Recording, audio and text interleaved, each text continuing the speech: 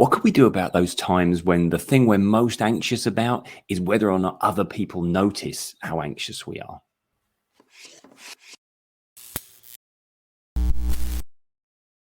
Hi guys, welcome back to the channel, and here's the question that I'm going to be answering in this video. I'm in an unhealthy loop of not wanting people to notice I'm anxious, which is making me more anxious.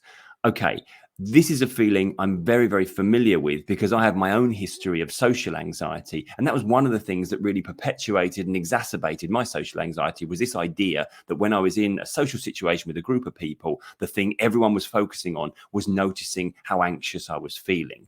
There were things going on internally with me in terms of my heart racing, my muscles feeling all jittery and tense, and my thoughts just racing. And of course, all those thoughts were focusing on was everyone can see how uncomfortable I am.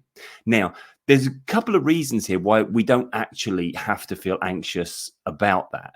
The first one being that people aren't noticing anywhere near as much as we think they are. And there's a couple of reasons why that might be. The first one being, of course, that our feelings, the things that we are aware of internally, no one else is aware of at all because they're only seeing the surface level of what's going on with us. So, yeah, it might feel like there's some raging storm going on inside us, but outside, we're just being perceived as kind of fairly still and fairly calm. Even in those situations where we're thinking, surely people are noticing this, most of the time they're not.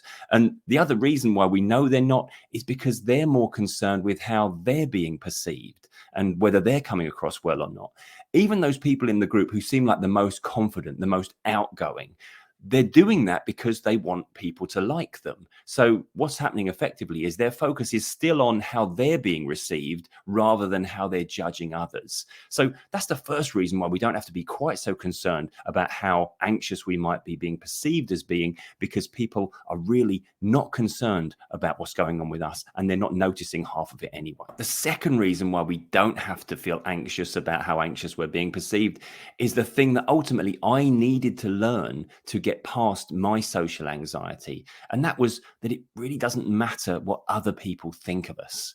Now, I know that might sound a bit of a challenging concept because we are tribal as human beings. We seek to create alliances with others. We want people to like us so that we can be protected by the number. It's kind of like the herd of wildebeest on the nature program we might watch. The ones in the center of the herd are protected and safe by the rest of the herd. It's the ones on the outskirts that get picked off by the lions.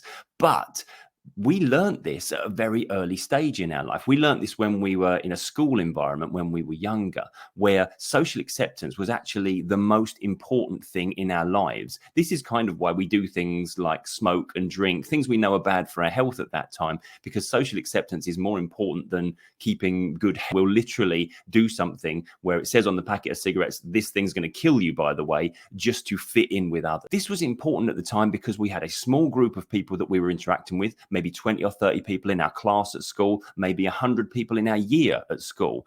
And what that meant was that I need to have my own tribe and my own gang, otherwise I'll be isolated. And then what happens? They're the ones that get picked off by the lions. They're the ones that receive the bullying.